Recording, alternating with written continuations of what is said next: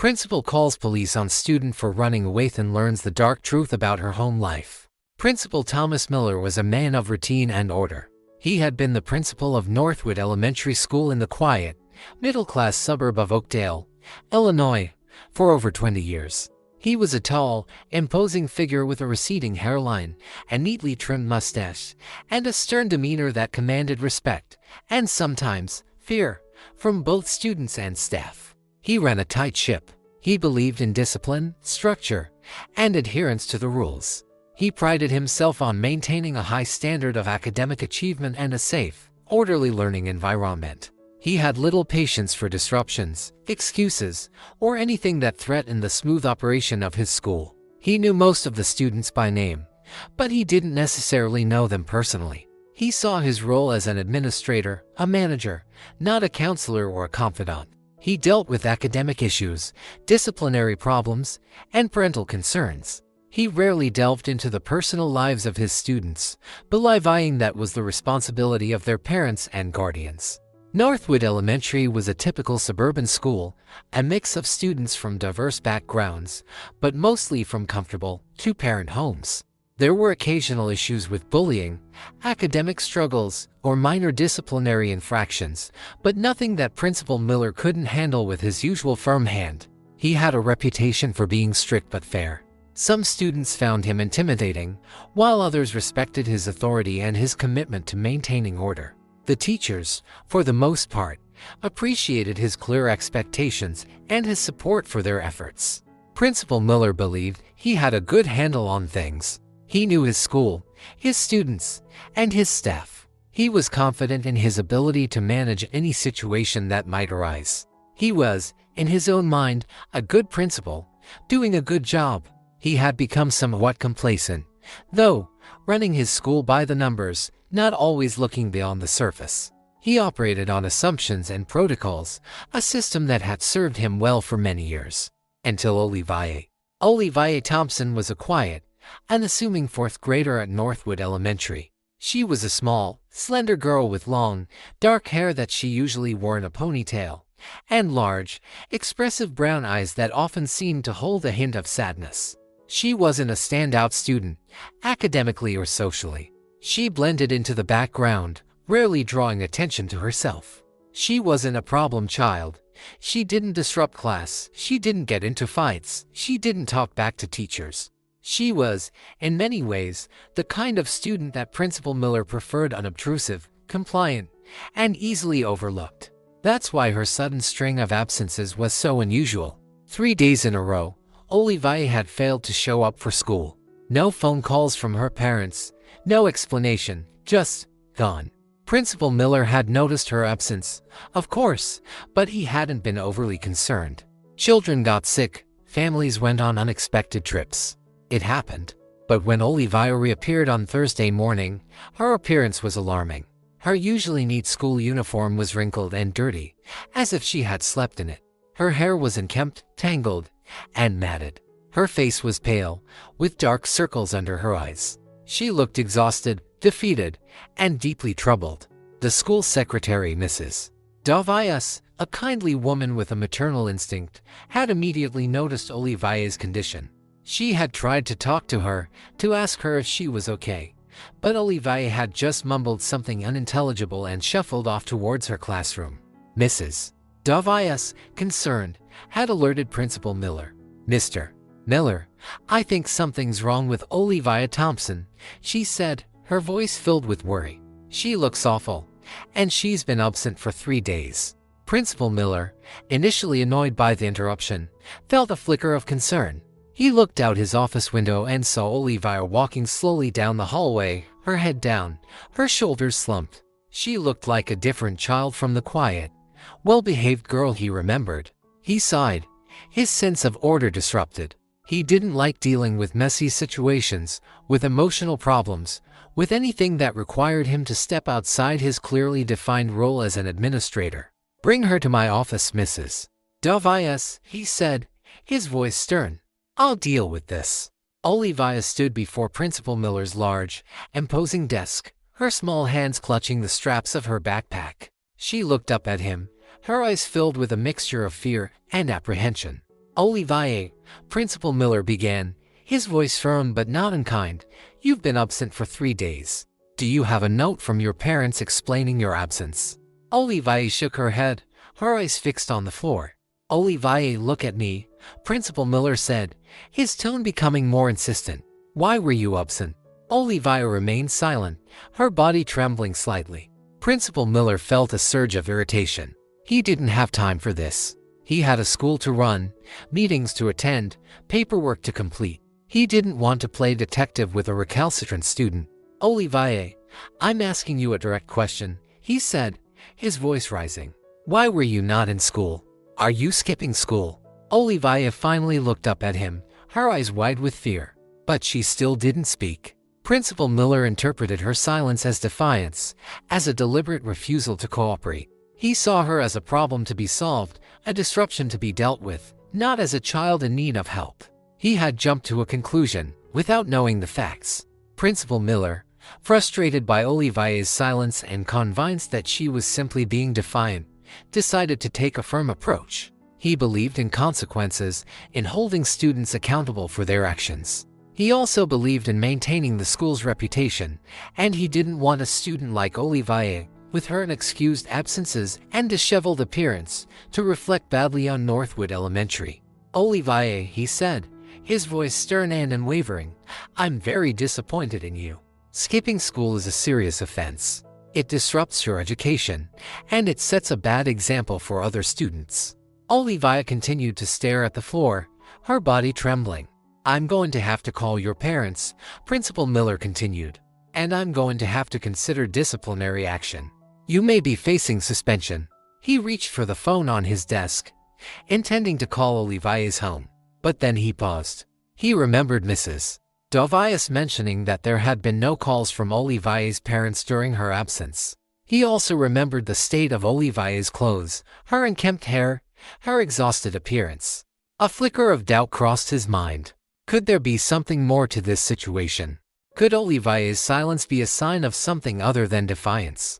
But he quickly dismissed these thoughts. He was a principal, not a social worker. He had to maintain order, to enforce the rules. He couldn't afford to get bogged down in every student's personal problems. He decided to take a different tack, one that he believed would be more effective in getting Olivier to cooperate. He would call the police. He would have them take her home, talk to her parents, and find out what was going on. He believed that the presence of law enforcement would be enough to scare Olivier into telling the truth and to ensure that her parents took responsibility for her truancy. Olivier, he said, his voice still firm but with a hint of forced patience, since you refuse to cooperate, I'm going to have to call the police. They will take you home and speak to your parents about your unexcused absences. He picked up the phone and dialed the non-emergency number for the Oakdale Police Department. He explained the situation to the dispatcher, requesting that an officer be sent to the school to escort a truant student home. He looked at Olivier, expecting to see a reaction of fear or remorse, but her expression remained unchanged. She just stood there, silently, her eyes fixed on the floor, as if she were resigned to her fate. Principal Miller felt a twinge of unease, but he quickly suppressed it. He was doing the right thing, he told himself. He was following protocol. He was protecting the school's interests. He was teaching Olivier a lesson. He was sure he was doing the right thing. He just wanted the situation dealt with, so he could resume his normal routine. The Oakdale Police Department dispatched 2 officers to Northwood Elementary, Officer David Riley, a seasoned veteran with over 20 years on the force, and Officer Sarah Chen, a younger officer, still relatively new to the job but with a sharp mind and a compassionate heart. Officer Riley was a by-the-book kind of cop, experienced and efficient. He had seen it all in his years on the force, from petty theft to domestic violence to serious felonies. He had developed a thick skin, a necessary defense mechanism in a job that exposed him to the darker side of human nature. He tended to be pragmatic, focused on enforcing the law and maintaining order. Officer Chen, while equally committed to upholding the law, had a more empathetic approach. She was a good listener, observant, and attuned to the nuances of human behavior. She believed in building relationships with the community, in treating everyone with respect, even those who had broken the law. They arrived at the school in their patrol car, parking in the designated visitors spot. They entered the building, their uniforms and badges immediately drawing the attention of students and staff. They were directed to Principal Miller's office, where they found the principal waiting for them, along with a small, silent girl who looked utterly lost and forlorn. Principal Miller explained the situation, his tone officious and dismissive. "This is Olivia Thompson," he said. "She's been skipping school for 3 days. No explanation, no note from her parents. I've tried to talk to her, but she refuses to cooperate. I need you to take her home and speak to her parents about her truancy." Officer Riley nodded, his expression neutral. "We'll take care of it, Principal Miller," he said. Officer Chen, however, looked at Olivia with a more discerning eye. She noticed the girl's dirty clothes, her unkempt hair, the dark circles under her eyes, and the way she was clutching her shirt, as if trying to make herself invisible. She sensed that there was more to this situation than a simple case of truancy. "Olivia," Officer Chen said gently, kneeling down to the girl's level. "Can you tell us why you haven't been in school?" Olivia looked up at Officer Chen, her eyes filled with a mixture of fear and apprehension. She hesitated, then shook her head. "It's okay," Officer Chen said, her voice reassuring. "We're here to help you. You can talk to us." But Olivia remained silent, her gaze returning to the floor. Officer Riley, growing impatient, said, "Look, kid, we don't have all day. Are you going to cooperate or not?" Officer Chen shot him a disapproving look. "Give her a minute of ID," she said. "She's scared." She turned back to Olivia, her voice soft and patient. "Olivia, we need to take you home now. Can you tell us where you live?"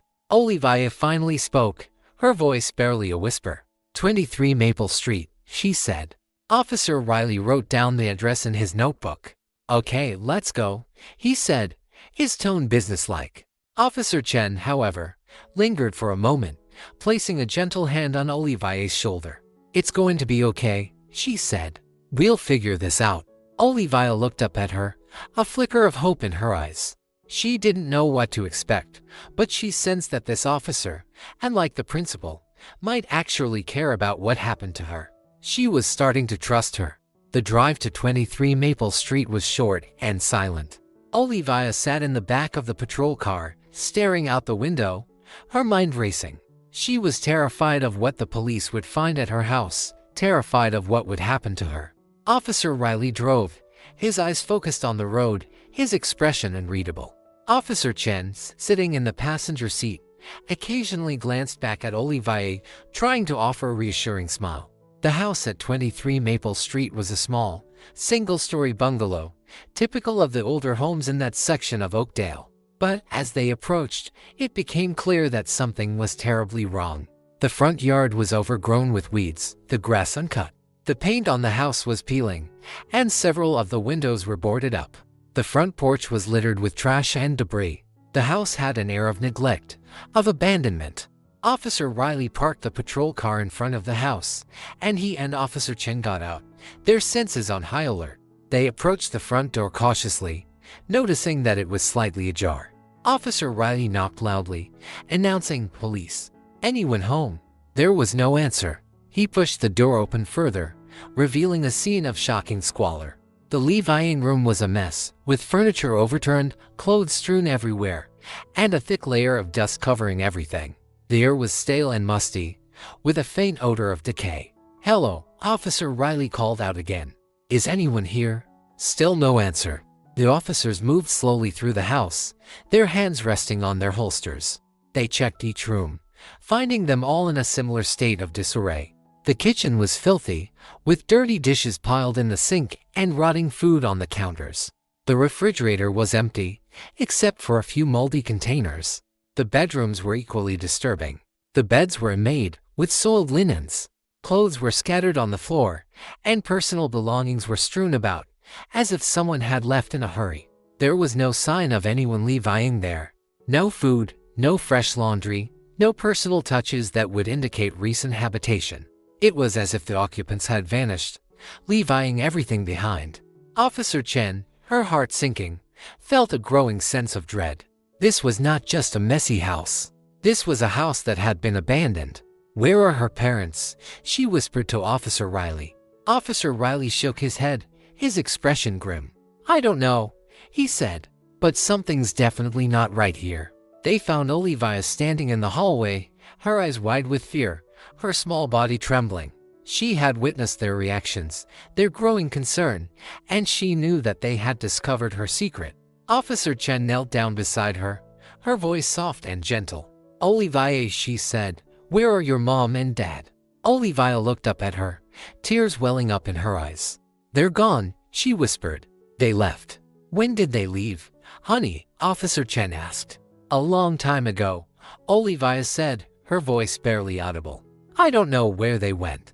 Officer Chen felt a wave of shock and disbelief. This little girl had been living alone, in this abandoned house, for who knows how long. It was a horrifying thought, a testament to unimaginable neglect and abandonment. She looked at Officer Riley, her eyes conveying the urgency and the gravity of the situation. They needed to get Olivia out of there, to a safe place, immediately. They needed to find out what had happened to her parents, and they needed to ensure that Olivia received the care and protection she desperately needed. They realized that the principal had made a terrible error of judgment. Olivia's story, as it slowly unfolded, was a heartbreaking testament to resilience, courage, and the desperate will to survive. She had been living alone in the abandoned house for nearly 2 weeks, ever since her mother, Susan Thompson, had disappeared without a word. Her father had left years ago, leaving Susan to raise Olivia on her own.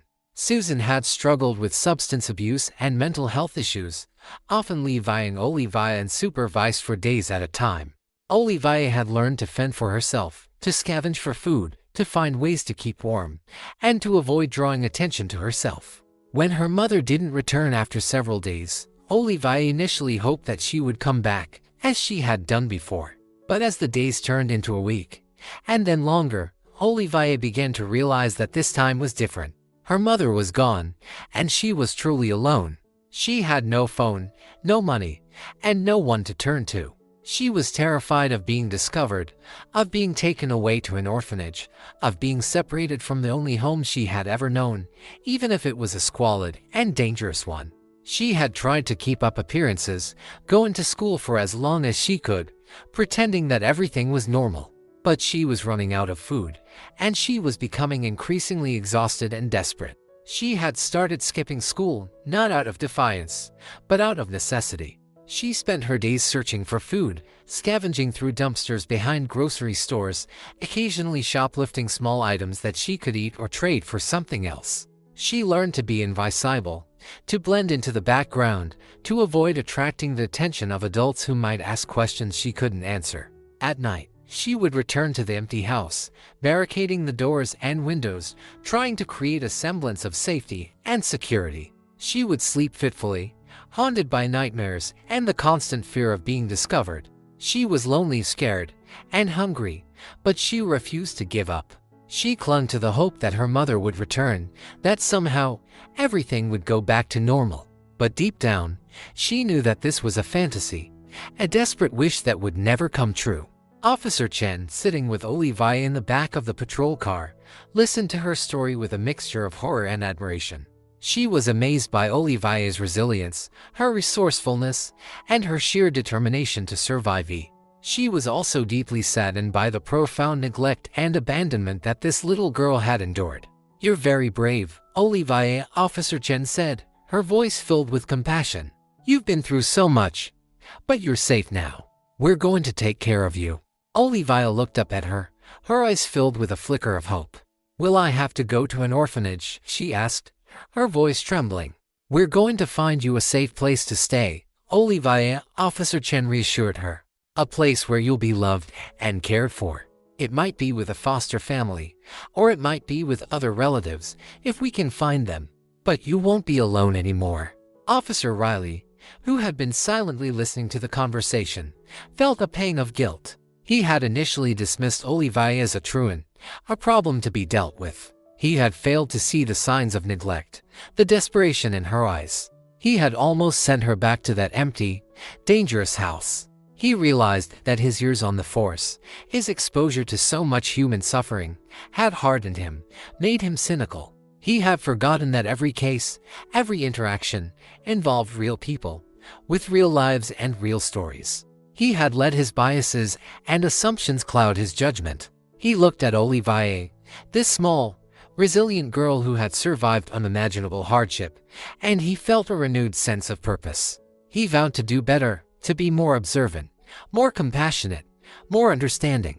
He would not let another child slip through the cracks. He realized he needed to be more than just a cop, enforcing the law.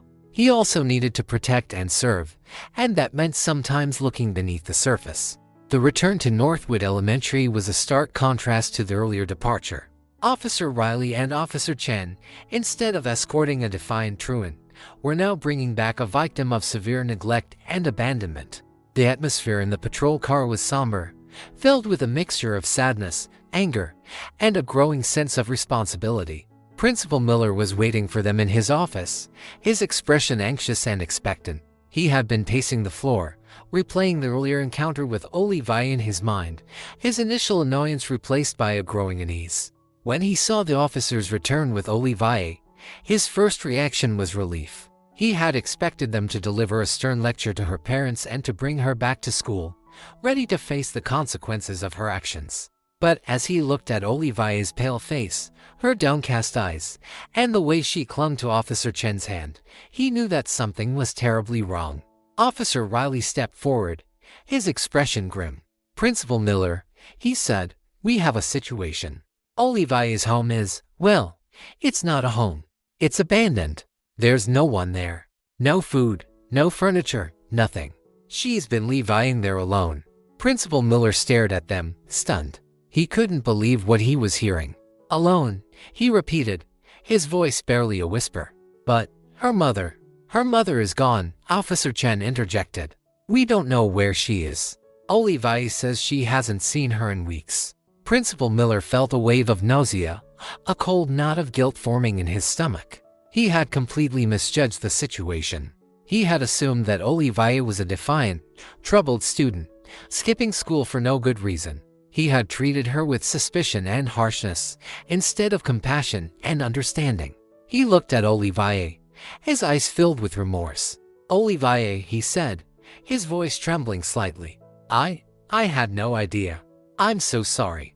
Olivier looked up at him, her expression unreadable. She didn't speak, but her eyes conveyed a mixture of pain, resentment, and a profound sense of betrayal. Officer Riley explained the situation in more detail, describing the deplorable conditions of Olivier's home, her lack of food and basic necessities, and her incredible resilience in surviving on her own.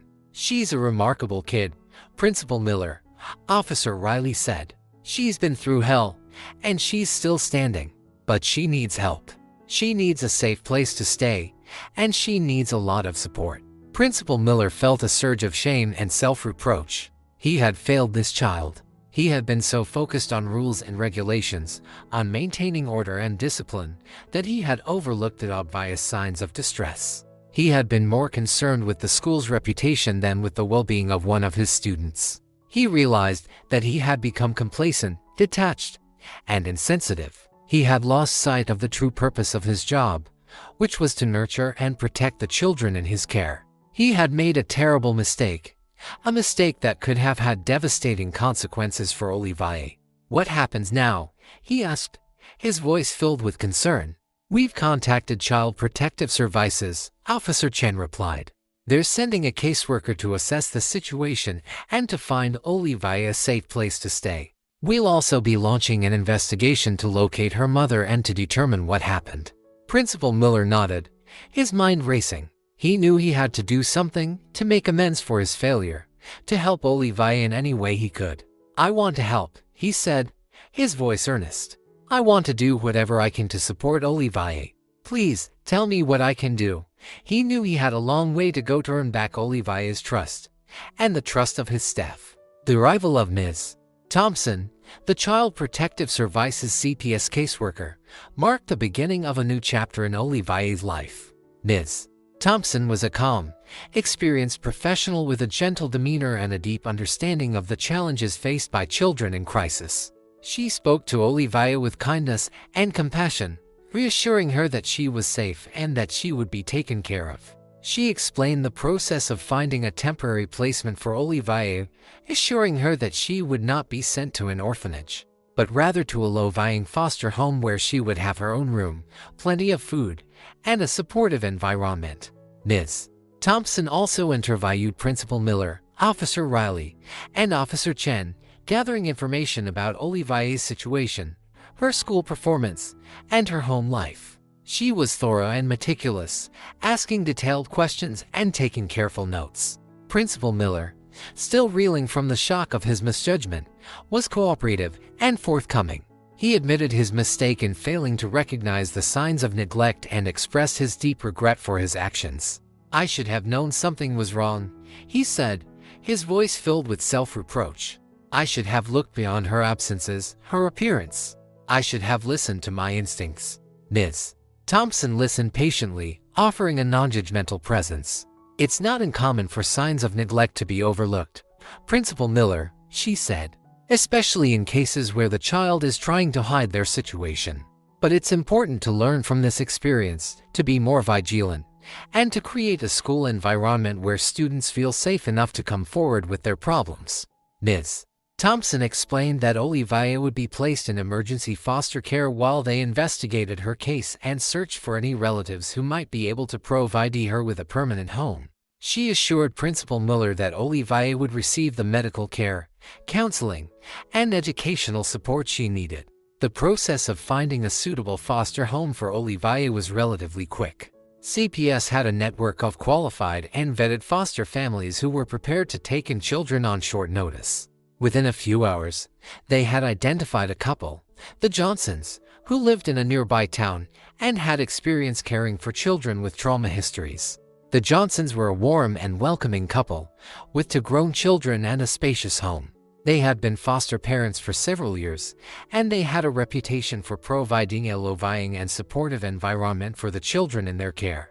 Olivia was understandably apprehensive about going to live with strangers, but Ms. Thompson and Officer Chen reassured her that the Johnsons were kind and caring people who would take good care of her. They explained that she would have her own room, plenty of food, and a chance to go to school and make new friends. Officer Chen, who had developed a strong bond with Olivia, promised to stay in touch and to visit her whenever she could. She gave Olivia a small stuffed animal, a teddy bear, to keep her company and to remind her that she was not alone. The transition to foster care was difficult for Olivia. She missed her mother, despite the neglect and abandonment she had suffered. She was scared and unsure of her future, but she was also relieved to be safe, to have a warm bed, regular meals, and people who cared about her well-being. She knew, deep down, this was a fresh start. The days following Olivia's removal from her home were a period of intense self-reflection and soul-searching for Principal Miller. He couldn't shake the image of Olivia's pale face, her haunted eyes, and the horrifying conditions of her home life. He replayed their encounter in his office over and over again, each time feeling a deeper sense of shame and regret. He had prided himself on being a good principal, on running a well-ordered school, on maintaining discipline and academic standards. But he had failed Olivia in the most fundamental way. He had failed to see her as a child in need, a child who was crying out for help in the only way she knew how. He began to question his own methods, his own priorities, his own understanding of his role as an educator. He realized that he had become too focused on the administrative aspects of his job, on the paperwork, the budgets, the test scores, and the school's reputation. He had lost sight of the human element, the individual needs of the students entrusted to his care. He called a staff meeting, gathering all the teachers, counselors, and support staff in the school library. He stood before them, his usual air of authority replaced by a humility and vulnerability that surprised them. "I need to talk to you about Olivia Thompson," he began, his voice heavy with emotion. He recounted the events of the past few days, his voice breaking at times as he described Olivia's abandonment and the shocking conditions of her home life. He admitted his mistake, his failure to recognize the signs of neglect, his decision to call the police without first trying to understand Olivier's situation. He took full responsibility for his actions, acknowledging that he had let Olivier down, and he had let the school community down. "I was wrong," he said, his voice filled with remorse. "I was so focused on the rules, on maintaining order, that I forgot to see the child in front of me. I forgot that our primary responsibility is to protect and nurture our students, to ensure their safety and well-being."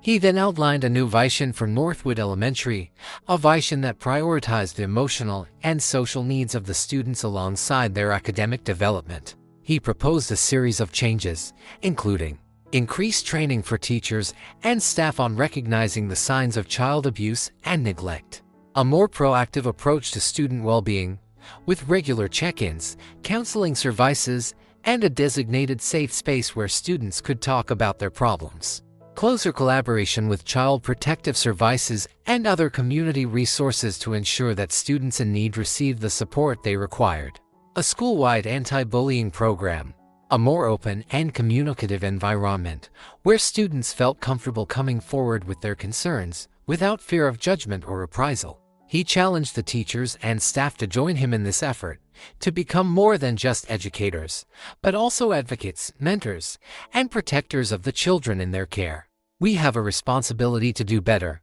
he said, his voice filled with conviction. "We cannot allow another child to slip through the cracks.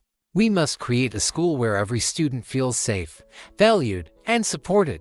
The staff responded with a mixture of surprise, respect, and a renewed sense of purpose. They had never seen Principal Miller so vulnerable, so honest, so passionate. They recognized the importance of his message, and they rallied to his call. They, too, felt a sense of responsibility for Olivier, and they were determined to make a difference. They were impressed by his honesty. They were willing to implement the new procedures. Principal Miller, driven by a profound sense of guilt and a newfound commitment to protecting his students, sought ways to connect with Olivier and offer his support. He knew that he could never fully undo the harm he had caused by his initial misjudgment, but he was determined to make amends, to show Olivier that he cared, and to help her on her path to healing. He contacted Ms. Thompson, the CPS caseworker, and requested permission to visit Olivier at her foster home. Ms. Thompson, initially hesitant, eventually agreed, recognizing that Principal Miller's intentions were genuine and that his involvement could be beneficial for Olivier. The visit was arranged for a Saturday afternoon. Principal Miller, feeling nervous and apprehensive, drove to the Johnsons' home, a modest but welcoming house in a quiet, tree-lined neighborhood. He brought with him a small gift for Olivier, a book of art supplies, knowing that she had expressed an interest in drawing. He was greeted at the door by Mrs. Johnson, a warm and friendly woman with a gentle smile. She led him into the Levying room, where Olivier was sitting on the floor, playing with a set of building blocks. Olivier looked up as he entered, her eyes widening in surprise. She recognized him immediately, but her expression was guarded and certain. Principal Miller knelt down beside her, his voice soft and apologetic. "Hello, Olivier," he said. "I came to see how you were doing." Olivier didn't speak, but she nodded slightly, her gaze fixed on the floor. "I'm very sorry, Olivier," Principal Miller continued. "I'm sorry for what happened at school. I didn't understand what you were going through, and I made a mistake. I should have listened to you. I should have helped you." Olivier finally looked up at him, her eyes filled with a mixture of confusion and curiosity. She had never heard an adult apologize to her before, especially not an authority figure like Principal Miller. "It's okay," she mumbled, her voice barely audible. "No, it's not okay," Principal Miller said, his voice firm but gentle. "It's not okay that you were levying alone, that you were scared, and that I didn't help you. But I want you to know that I'm here for you now. I want to help you in any way I can." He handed her the gift, the book of art supplies. "I heard you like to draw," he said. "I thought you might enjoy this." Olivier took the gift, her fingers tracing the outline of the colorful pencils and markers. A small smile flickered across her face. "Thank you," she whispered. Principal Miller spent the next hour with Olivier and the Johnsons, talking, playing, and getting to know her better. He learned about her love of animals, her favorite colors, and her dreams for the future. He saw a glimpse of the bright, resilient child beneath the layers of trauma and fear. He also learned more about Olivier's situation, her progress in therapy, and her adjustment to her new life. The Johnsons spoke highly of Olivier, praising her courage, her kindness, and her determination to heal. As he was leaving, Principal Miller promised Olivier that he would visit her again soon. He also promised to stay in touch with the Johnsons and with Ms. Thompson to ensure that Olivier continued to receive the support and resources she needed. He left the Johnsons' home with a renewed sense of purpose and a deeper understanding of his responsibility as an educator. He had made a mistake, a serious mistake, but he had learned from it. He was determined to become a better principal, a better advocate for his students, and a better human being. He knew the road ahead wouldn't be easy, but he felt he was on the right path. He also felt a little less guilty. Principal Miller's commitment to change extended far beyond his personal interactions with Olivier. He was determined to transform Northwood Elementary into a school that prioritized the well-being of its students, a place where every child felt safe, valued, and supported. He began by implementing the changes he had outlined to his staff. He arranged for training sessions on recognizing the signs of child abuse and neglect, led by experts from Child Protective Services and local social service agencies. He emphasized the importance of reporting any suspicions, no matter how small, and he assured the staff that they would have his full support. He established a safe room in the school, a quiet, comfortable space where students could go if they were feeling overwhelmed, anxious, or in need of someone to talk to. The room was staffed by trained counselors and volunteers who were available to listen, offer support, and connect students with appropriate resources. He also implemented a school-wide anti-bullying program designed to create a culture of respect, empathy, and inclusion. The program involved classroom discussions, role-playing exercises, and peer mentoring, empowering students to stand up for themselves and for others. He worked closely with the school nurse, Mrs. Dovias, to develop a more comprehensive system for tracking student health and well-being. They implemented regular health screenings, expanded the school's mental health services, and created a confidential reporting system for students to share concerns about themselves or their peers. Principal Miller also reached out to the community, seeking partnerships with local organizations that could provide support and resources for students and families in need. He established a food pantry at the school, providing free meals and groceries to families struggling with food insecurity. He organized clothing drives, collecting donations of gently used clothing and shoes for students who needed them.